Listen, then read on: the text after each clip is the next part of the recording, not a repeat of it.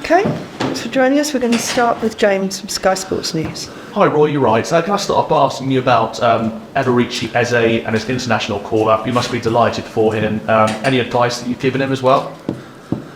Well, the advice, basically, after the congratulations, because as you rightly say, I am delighted for him. I'm happy that Gareth and Steve have seen what we've seen in him as well, and given him this chance. But the only advice I think I could give him is to be himself, to just go there and be relaxed enough to show how good he is and perform in training like he's been performing for us in training. If he does that, I'm pretty sure that Gareth and Steve would be more than happy with it. Just on the England squad, Gareth Southgate's got a little bit of criticism for picking players that may haven't played as many matches, like Harry Maguire and Calvin Phillips. What your thoughts are on that? Would you have done the same back in? Well, I'd advise him to look back at the interviews I did during 4 years, especially the opening 3 years, where we were picking people who weren't even getting a game in their first team, let alone not playing regularly. We were picking people who were young and we thought talented and had a good future. We were being criticised for not picking more senior players, maybe in less fashionable clubs, who were playing every week and who were big names in those particular clubs. So as far as I'm concerned, it's welcome to the club in that regard. Do you think that players should be picked on form? Depends. I mean, form isn't always maintained, but quality is. So I think I'd often prefer a player whose quality I know and whom I know I can trust to do the job I would like him to do, over a player who just happens to have had a good couple of games, whom I know isn't the same quality of player. So, but of course, one likes, if one can, to play players who are in good form, because but you ideally want those players who are in good form to be your quality players. Okay, can I ask about Steve Cooper against Forest? He's done a great job up there. What do you think to their season and how he's done, especially the amount of changes they've had with their squad as well? He's done a very good job. I couldn't agree more with that statement. And in particular, I think these last 5 games they've had an incredible upsurge in form, and I think they've taken 10 points from the last 5 games. Now that's top of the table form. That's not avoiding relegation form. So really, they've taken everybody by surprise at the bottom who are fighting relegation, because many clubs would have thought they wouldn't be able to do quite that well. So hats off to him, hats off to his players and his staff, and it was very touching, I thought, last weekend when they beat Arsenal, and you saw the scenes after the game. It does make you realise how much staying in this league and doing well means to everybody, not just your staff, the people at your club and your players, but also to the fans. So many congratulations to him, and we know that on Sunday, because we want to finish the season well, we're going to be facing a tough opponent. I just want to ask you about another club as well that have done brilliantly. Brighton, getting into the Europa League. I remember they got title for them. Of course, you managed them when they got into Europe. How difficult do you think that will be in the next season in terms of managing a squad that also wants to be competitive in the Premier League, but also in Europe as well, and add potentially domestic cups? Well, there's no doubt. It's everybody knows it. It puts a big strain on your squad when you're playing international football, especially if you advance, as we did, a long way out of the group stages, as we would hope and expect Brighton to do. So I'm sure they're aware of that. It's not easy to improve that squad either, because you can't be bringing players in of the quality you need and the money that maybe they'll cost when you know you're not going to be able to guarantee them a game very often. You can't bring players in just to play your European matches. So it's a constant juggling act, and you need some good fortune with injuries, so that your squad isn't strained to the limit, and you do need a bigger squad than perhaps you would normally carry, which in the case of Fulham, we weren't able to do that. So there's no doubt that our league form suffered as we get further and further in the competition. We still did okay, but when we got to those knockout stages, we were a lot higher in the league than we finished, because we lost more games towards the end because we were doing the 3-game-a-week syndrome.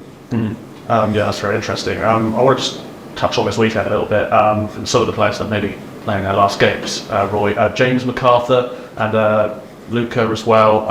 Anything that you'd like to say about their time at the club? I've said a lot about it already. I don't know if I've said it on Sky Sports. I have such respect and admiration for those two players. I think they are the perfect professionals. I think they're not only very good footballers, they're very good individuals, very good personalities and leaders, both on the field and off the field. There's no doubt they'll be missed. You know, you come across players like MacArthur and Milivojevic relatively rarely in a long career, and when you found them, you dread the day when they're going to move on or be forced to move on or leave the club behind. But I think everyone here at Crystal Palace realises how good they are, and I think everyone at Crystal Palace would certainly join me in wishing both of them the very best of luck and congratulating the next manager who has the joy of working with those players. I congratulate him already because he's got a diamond coming his way. And just while they're there, Wilfried Zaha, will he be available tomorrow? No, unfortunately not. No, Wilf's injury was sufficiently severe that it's going to keep him out of tomorrow's game. He'll need a week or two more, I guess, even to fully recover, but it won't keep him out of next season. He'll be recovered for pre-season, but we won't have the benefit of him on Sunday. Do you think he will be at the club next season? I don't know. Have you spoken to him about that? Briefly, but I've made it very clear that it's his decision. Whatever he thinks he needs to do, he needs to do it. If he thinks I can be of any help in any way in terms of advice, I'm there and will listen and will happily speak with him, but I don't want any part of his decision, and I don't want to know what he's thinking. That is something for him and Steve Parish, the football club, and I'm sure that between the pair of them they will come to a good solution. My last question, I think the most important one, I know you've been asked it many times, Roy, but you're going to be sat in that seat next season? As far as I'm concerned, this is my last game. I signed a contract, if you like, until the end of the season here. I was very happy to do so, and very grateful for being given the opportunity. But all along, I have seen this as my last game on my contract, and as far as I'm concerned, that's what it is. If Steve said to you, I want you to carry on next season, Roy, would you do it? I don't know. I'll wait until that day arrives. If it ever arrives, I'll make a decision then. But at the moment, I don't have to concern myself with that, because what's on the table for me at the moment is to see my contract out, to thank everybody for the wonderful time I've had these last 2.5 months, and to hopefully help the team to get a result in the last game like we've been able to do in the first night. Thank you, Roy. My pleasure. Okay, thank you. Move to Roger from PLP. Roger, how you doing? Great, not too bad. Good to see you. Just on that, what you were just saying, you said you don't know at the moment, but in the time that you've been here, do you feel reinvigorated that whatever happens next year, even if you decide that the future wasn't here at Palace, but you still very much got a taste to be involved in football? That's a good question. I mean, I think it's a difficult one to answer, because if I say I don't have the taste to be in football, that would be regarded as a strange statement, and people would probably accuse me of a bit of hypocrisy, because obviously I've always got a taste for football. I fear it's going to be very difficult for me to lose that taste for football, because it's definitely in my blood. But at the same time, I came here with a very specific job to do, a very specific mandate, and it was pretty easy for me to get myself invigorated, perhaps not reinvigorated, but certainly invigorated for that task, and to make certain that I could do it to the best of my ability, and try to get as much enjoyment from it as I could as well. Taking on a longer project would require a lot more thought than this one did, but I'm really hoping I can leave all my options open, and without actually making one bold statement here in this last press conference that this is what I'm going to do for now and forever, because I did it once before and it rebounded on me, so this time I prefer to just leave things in the open and really be thankful for the time that I've been given here. And you mentioned there about enjoying the task that you had, trying best to enjoy it. How much have you enjoyed it? And if this is to be your last press conference and in your last game, do you walk away satisfied with a job very well done in terms of what you were brought here to achieve? Yes, I think I do. I mean, I don't think it would be false modesty perhaps to suggest otherwise. The situation when we came in wasn't anywhere near as bright as it is today.